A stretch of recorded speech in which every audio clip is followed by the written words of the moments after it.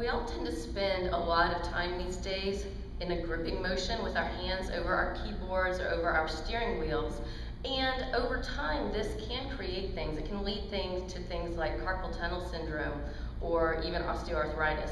So now I'm going to show you guys a few little exercises that you can do to balance out that muscle structure of your hand and wrist so that you're using your hands in a more balanced way. And the wonderful thing is, besides just making your hands and your wrists feel a lot better, it's all connected all the way up, of course, through your shoulders and your neck. So using your hands and your wrists in a balanced way is also going to relieve tension. Some of that gripping that we do up around the shoulders and neck, it's going to relieve some of that as well. So come on down to hands and knees, spread your fingers wide, and we're going to start with our little hand push-up. So lift up the heel of your hand and release it. Lift up the heel of your hand and release it. Thumbs are very light.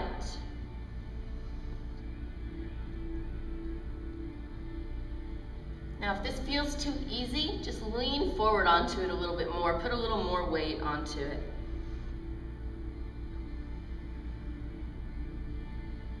And we can release that. Circle your wrists. These are wonderful exercises to do every single day. Now, palms together, keeping a straight line across from elbow to elbow. So we're not going to let the hands come up. See if you can keep a straight line across. And now pull those little fingers back, keeping all the other fingers together. Continuing to breathe really fully. Little fingers come together, pull your thumbs back.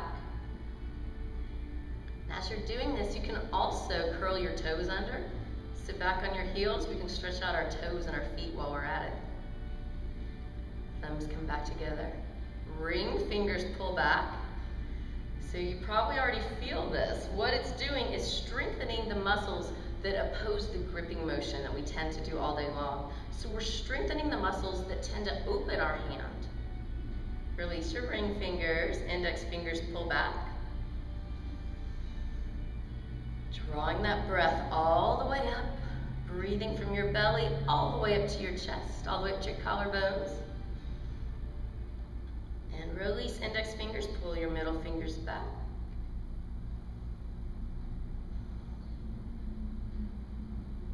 And release that. Now all those fingers, activate those muscles on the back of your hand. Even you can feel it all the way up your forearm. Feel those muscles strengthening.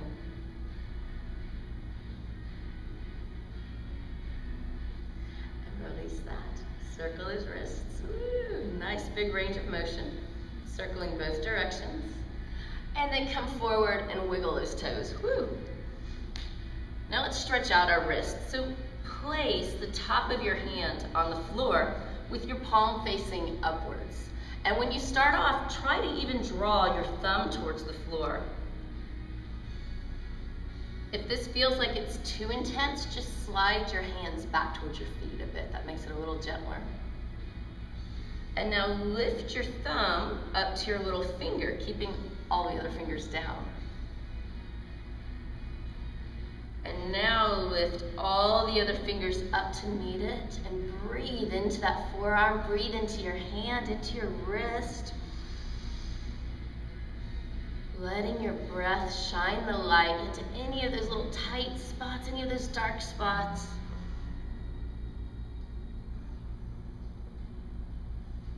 And then gently ease out of that. Let's circle those wrists again. Big range of motion. One more. This time, palms towards the floor. Fingers are pointing back towards you. And we're turning the hand out. Turn the hand out, palms to the floor. And again, if this feels like it's too intense, just slide your hands back towards your feet. Press all your fingers at once into the floor, and then begin to sit back. Letting your breath move into that wrist. Shoulders are away from your ears.